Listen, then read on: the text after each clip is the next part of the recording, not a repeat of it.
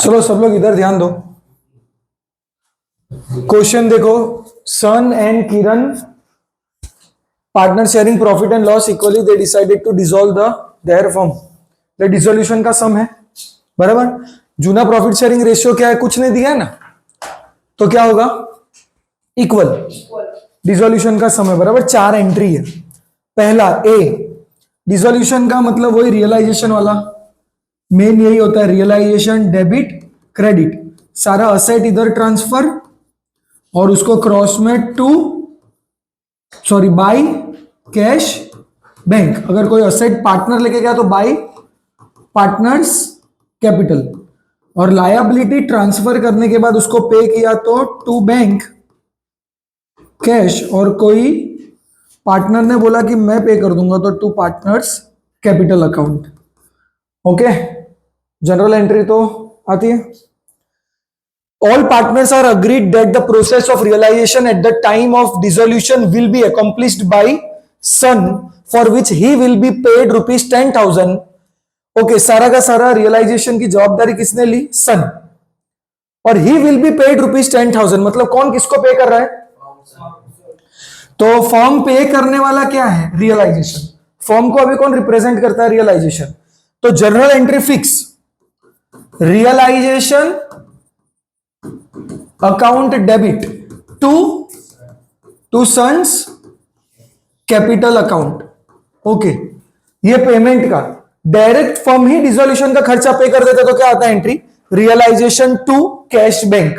Direct firm भी pay कर देते, लेकिन डायरेक्ट फर्म नहीं पे करना, उसने उसकी जवाबदारी किसको दी है, सन, और सन को फर्म कितना पे कर रहा है, तो 10,000, तो realisation to sons capital account.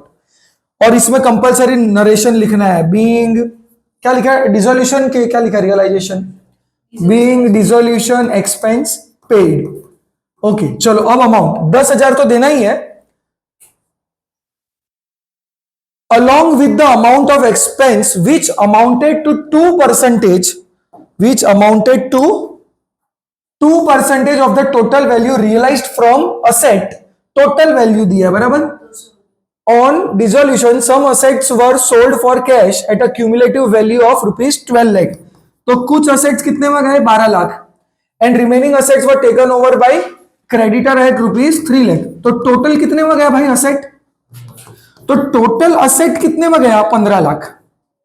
Clear ना, टोटल असेट बोला उन लोग ने सम में, जो कैश में बेचा है वो सब हमको नहीं देखना है, 12 लाख के क्रेडिटर्स ले गए, टोटल असेट कितना रियलाइज हो गया, 15 लाख, और उसका कितना परसेंटेज हम इसको दे देंगे, 2%। किसको 2%, सन को, तो इसका 2% कितना होगा, 30,000।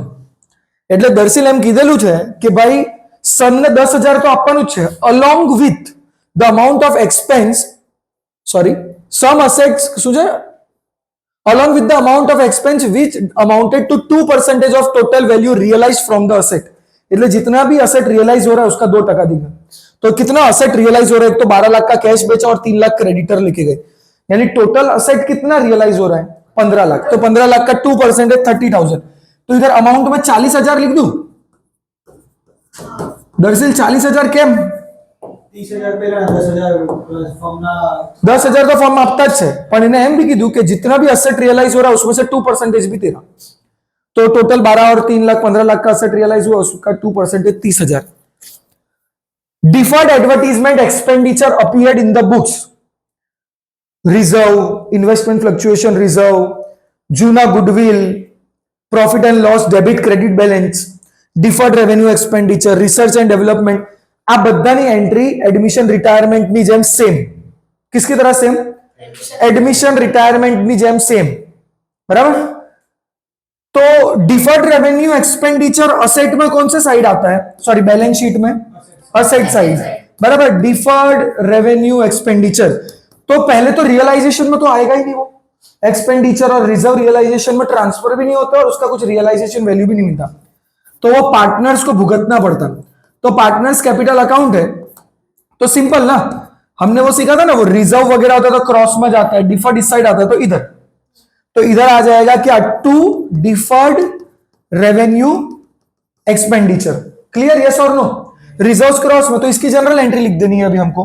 पार्टनर्स कैपिटल, तो कितने पार्टनर्स हैं? सन्स कैपिटल अकाउंट डेबिट, दूसरा कौन है? Kiran's capital account debit to deferred revenue expenditure account. कितना डिफर्ड रेवेन्यू एक्सपेंडिचर? 28,000। 14 दे दू ना, क्योंकि कोई रेशियो दिया नहीं है, बराबर? दिया लिखा इक्वली, तो फिर तो कोई प्रॉब्लम ही नहीं है। आउट ऑफ आ कैलकुलेशन वाળું છે भाई।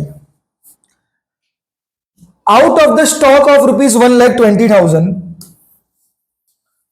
Out of the stock of ₹1,20,000, Kiran a partner took over 1/3 of the stock. तो पहले इधर से किरण का बाइफोकेशन निकाल देता हूं, एकदम शांति से पूरा करने का। तो 40,000 का वो कितने में लेके गए भाई? 25% डिस्काउंट, तो डिस्काउंट माइनस कर देता हूं। तो 40,000 का 25% 10,000 होगा, बराबर? तो 30,000 किरण है। फिर हो गया ना इसका, ओके। नहीं, ये किरण वाला तो शॉर्ट हो गया। अब यहां पे सब लोग गुचवा जाते हैं, ये important point. And 50% of remaining stock, क्या बोला है? मतलब इसका 1/3, 50%। अब रिमेनिंग स्टॉक कितना? अगर 40 इधर गया तो रिमेनिंग कितना हुआ? 80। तो ऐसा बोलते हैं उसका 50%, यानी वो कितना होगा? 40, बराबर?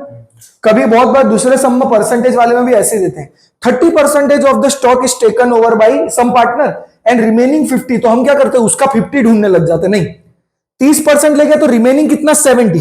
फिर 70 का 50%। तो हाँ, उसके साथ क्या हुआ? 50% of the remaining stock was took over by a creditor. तो ये कौन लेके गया है? क्रेडिटर। तो इसकी नो एंट्री। लायबिलिटी और हम असेट को क्रॉस कर दें तो उसकी कोई भी एंट्री आएगी नहीं। खत्म। फिर क्या बोला? टुक ओवर 30,000 का इन फुल सेटलमेंट। हाँ, फुल सेटलमेंट पढ़ना जरूरी है। फुल सेटलमेंट नहीं लिखा हो और ऐसा बोला कि 40,000 के क्रेडिटर को 30 दिया, तो 30 की एंट्री नहीं आएगी, 10 की आ जाएगी। रियलाइजेशन टू कैश, पैसा गया ना, तो realisation to cash. And balance amount stock realised, balance कितना बचा भाई? 40,000 ही बचा ना, और वो रियलाइज कर दिया किसमें? कैश में। कितना भाई? 25,000, बराबर? तो सिंपल, दो एंट्री तो कंबाइन दे देता हूं मैं, या तो तीनों दिन अलग एंट्री भी दे सकते हो तुम लोग। पहला तो वो फॉर्मेट याद है ना, ये मैं लिख दूं तो चलेगा ना? Kiran's capital account debit to realisation account. Kiran को कितने में पड़ा वो? 30, बराबर? बीइंग पार्टनर मतलब वो लेके चला गया ए। B, no entry. सिर्फ नो एंट्री लिख के आओगे तो मार्क्स नहीं मिलेगा, लिखना पड़ेगा कि being asset given to creditors in full settlement.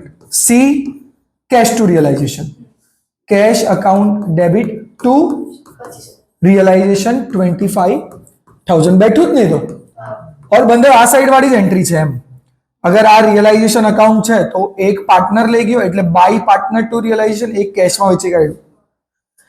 And outstanding bill for repairs and renewal of ₹3,000।